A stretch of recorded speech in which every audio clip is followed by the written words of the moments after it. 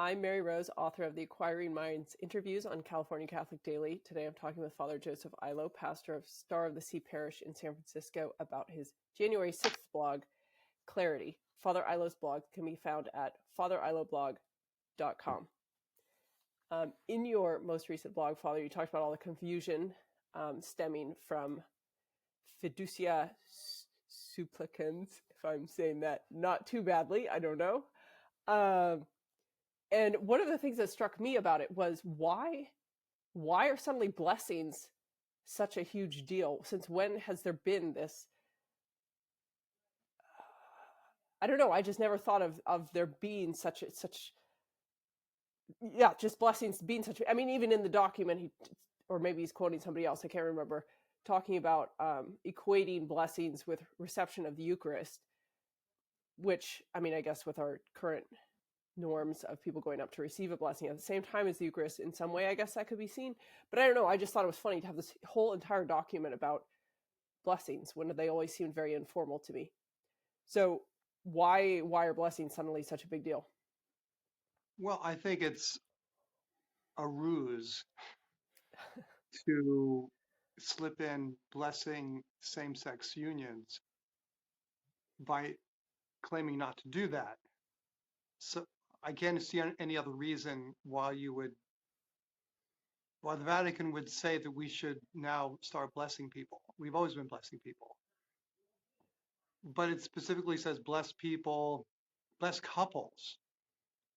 You know, I think the essential problem with the document is that it never says that same-sex activity, sexual activity is wrong, or that living in any sexual relationship outside of marriage is wrong. If it said that, then that would grant the clarity necessary to determine when a blessing should be given and when it shouldn't. When a blessing becomes an approval of a behavior rather than a prayer for a person. So blessings have always been given to everybody that asks for it. And the document makes no sense unless it is attempting to encourage blessings of same-sex unions without actually staying it. That's my take on the document. Yeah, well, that was something I thought interesting too. And I don't know if this is just a translation thing, that it said several times without legitimizing the union. I can't remember. I kept using the word legitimate though. And I didn't think that was anybody's problem about making it legitimate. You know, we all know it's not legitimate, whatever legitimate is. Well, Father James Martin doesn't know that it's not legitimate. There's a lot of people that don't think that church's teaching on sexual activity outside of marriage is correct. And that it should, I mean, cardinals have said that. We need to change the teaching. And this is one means of changing the teaching by changing the behavior, by allowing people to act in contrary ways to the constant tradition of the church. And then when it becomes a custom, it becomes law eventually. The same thing happened with altar girls, which was not legitimized, but it was practiced for a couple of decades, and then it was legitimized. Well, do you So think? Sorry, go ahead. yeah, that's it. I just think it's a how else can I say it? It's a political means of change. It's not a doctrinal means, but it's a behavioral process. So in that sense, it's disambiguous.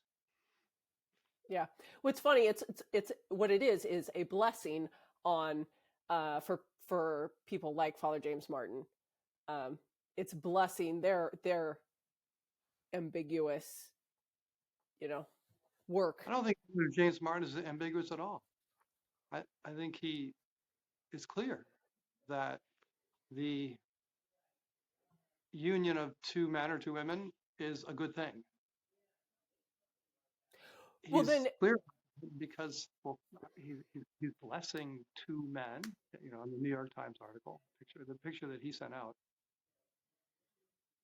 So what the document does is legitimize, as you say, or bless his activity.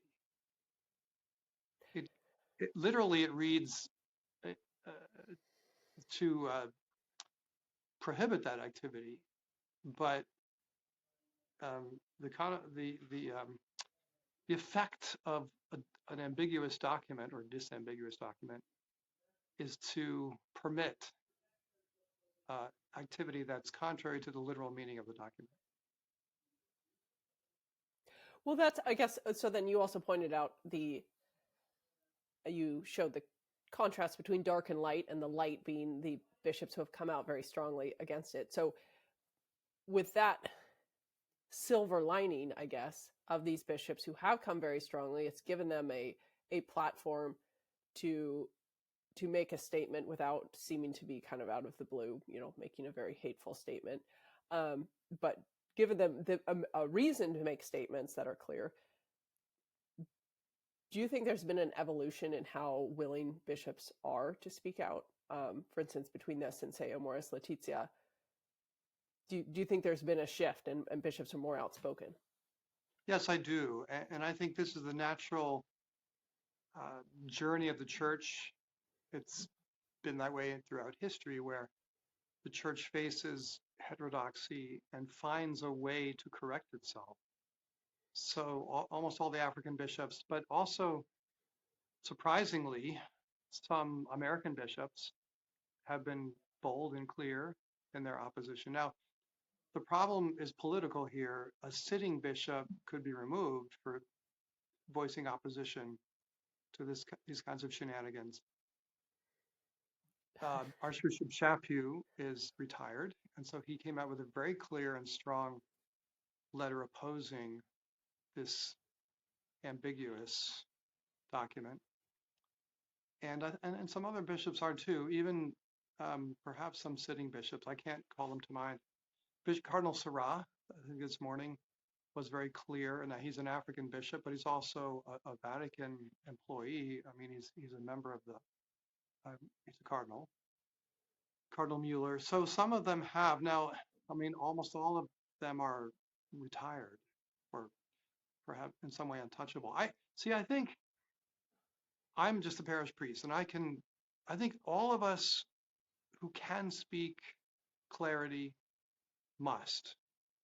And apparently sitting bishops cannot, because they will be removed. And it's better for the bishops to remain in their sees and do what they can in other ways. But for those members of the clergy and laity that can, and I have really nothing to lose in a sense. I mean, I could be fired, I guess, from this parish, but I'm an old guy, so it doesn't much matter. I think we need to speak, and so I was very encouraged by Archbishop Chaput's wonderfully clear articulation of the problem here, calling the church to fidelity. Well, that was going to be my last question, actually, with you as a parish priest, especially a parish priest in San Francisco.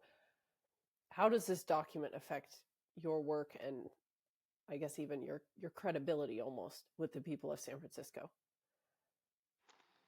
It doesn't really. There's a good article in the National Catholic Register this week.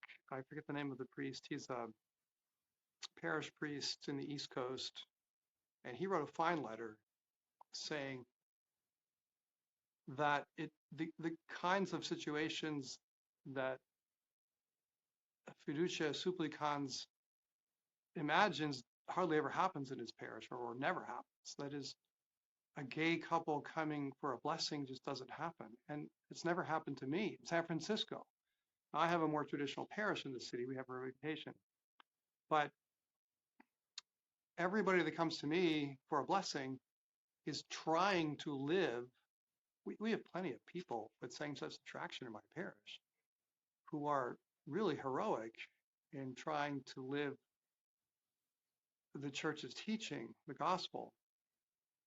they don't want a blessing on their activity, they know what they're tempted to do is a sin. Well, there's plenty of other people that do others, that have other weaknesses, and they come to confession, they come for the sacraments, they come for blessings, they come for encouragement, spiritual direction, and it's not the activists who come to us for blessings. So it's really a moot question. The document itself really doesn't touch the reality on the ground of parishes. It's said, I'm not quite sure if this is true, but I think it's true, that the Synod for Synodality had a lot of people represented, but the one missing demographic was parish priests. Apparently there was not one parish priest at the Synod for Synodality. And I think that's reflected in the way Rome thinks, that it seems to be out of touch with actually what's happening in the parishes, especially the effective parishes, the flourishing parishes where a lot of people are coming to Mass and there's activity. What makes those parishes tick? Well, it's the devotions and the sacraments. It's the clear delivery of the gospel and the magisterium. And so Fiducia Supplicans doesn't really touch our reality here. It's kind of a different reality. I think maybe it's good for people like Father James Martin, who doesn't have a parish, who kind of works as an activist among people maybe that don't even go to Mass. I don't know what his ministry really is. It's kind of a media ministry, but those of us in the trenches with the bread and butter people, Catholics, people that pay the bills, people that send their kids to our schools, they want the church's clear teaching as distinct from the world. They want the church to move the world, not the world to move the church, as Chesterton said.